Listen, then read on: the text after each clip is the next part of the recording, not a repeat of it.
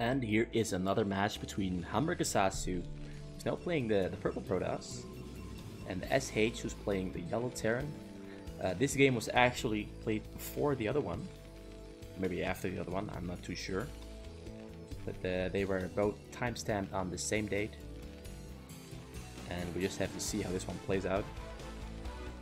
I'm kind of curious to see, because I believe Sasu actually is the better player, and him having Protoss should, like, it's, I can't find the word actually, but a precursor of what's to come, as namely a very abusive game. Sasu plays very creative and quick, and if you can play quick and creative with Protoss, the opponent, the Terran, is just gonna have one hell of a bad time having to deal with all the different options he's gonna throw at him non-stop.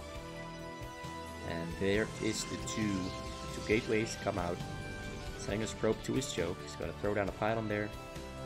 There is the pylon, so you can expect Sasu to go for a Nexus after these two gateways, and 1 or 2 gas, a cybernetics core, a forge, choke up, and immediately go for the robotic facilities and go into drops. So we just have to, we're going to be seeing how SH handles himself in the face of drop pressure from a player like Sasu, who can do his drops, I presume, in a very creative manner. Very quick responses, little mistakes on the unit control area. And he's scouting spot number 9, number 6, then going for number 3. And SH going for number 3 himself too. Let's see what this probe is going to do. Yes, he's going for spot number 3. SH is just scouting the chokes, knowing that Sasu was Protoss because they both picked their races. Just scouting the chokes. There he will see the pylon and immediately know where Sasu is at. And I assume that by seeing the pylon inside the choke, he will also know exactly what what Sasu is doing. But regardless of already knowing what he's going to do, it's always smart to always send that SEV in there with a little nice, do a little bit of harassment and not lose the SEV. You might as well not have sent it in. It's like the best is just to keep it like circling inside the base, in my opinion. Not make it attack the SCVs, just like the probes. Like make it circle. Keep as much information going as you possibly can.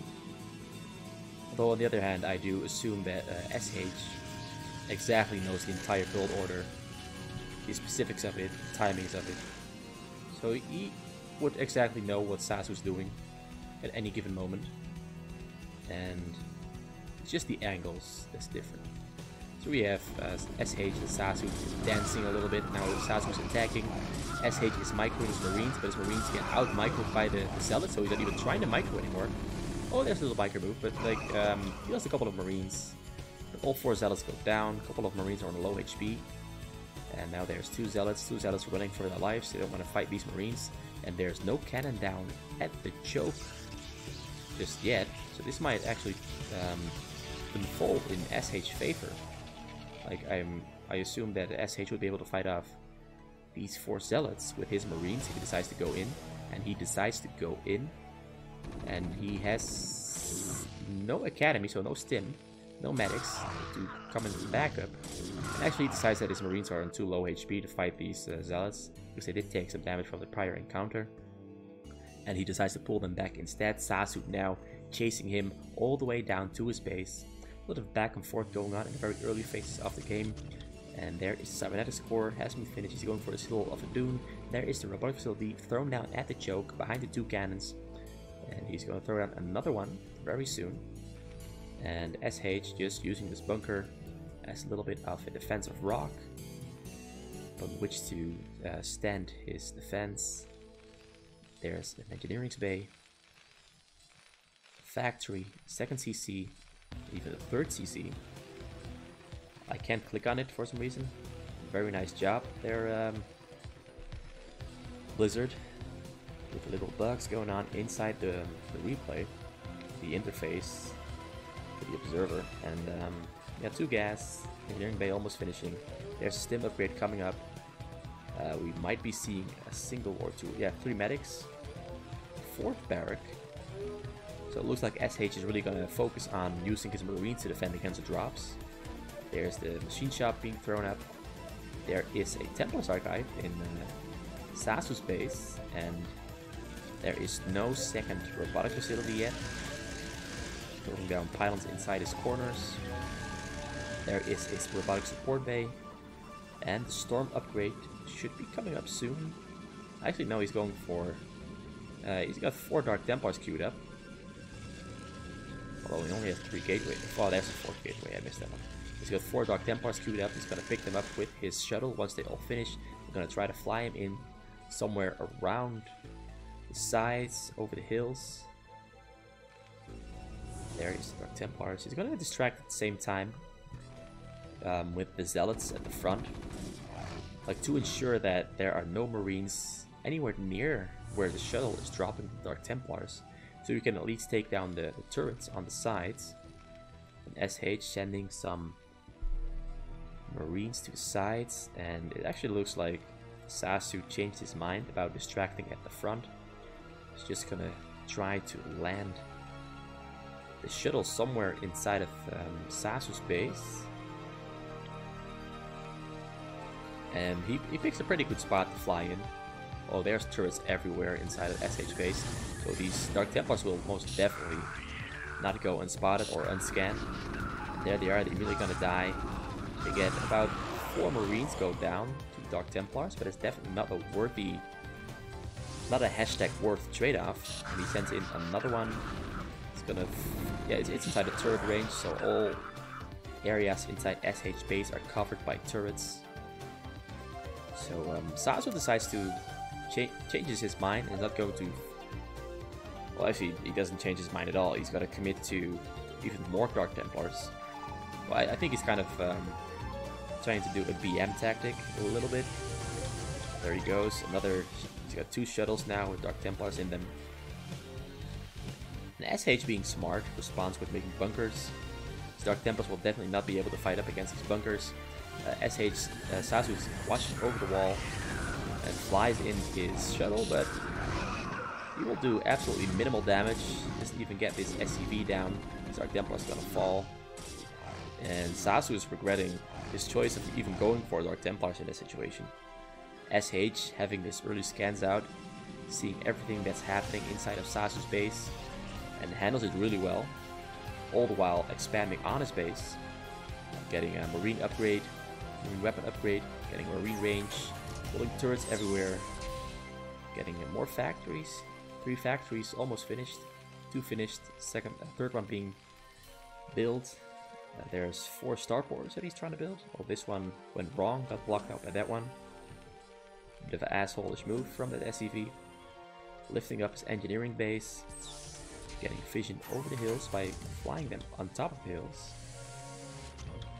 There they are. Now he has more vision, and Sasu is fully committing to his drops, as he should, because just hitting a single drop can really propel you ahead over the Terran. And he's building the skeleton of pylons for his gateways. Let's see what's in these shuttles. There's 2 Templars, 2 Reavers, and 4 Dark Templars. And he's got another one loaded up with 2 Dark Templars and 2 Zealots, and this one with 4 Zealots. He cannot. He tried to pick up that Templar, I think, or he just tried to regroup all of his shuttles. His Templar's just going to chase and walk himself into his death. And there he is, flying in, dropping the units on top of the turrets, but the Marines don't. The Marines were all dying really quickly to a storm, to a Reaver shot, and all the Marines are dead. He's going to take out all of these turrets on the side. And SH is to quickly siege up his units there to deal damage from afar. But there are no turrets in this little part. There's a turret there, but it only has vision of this part here.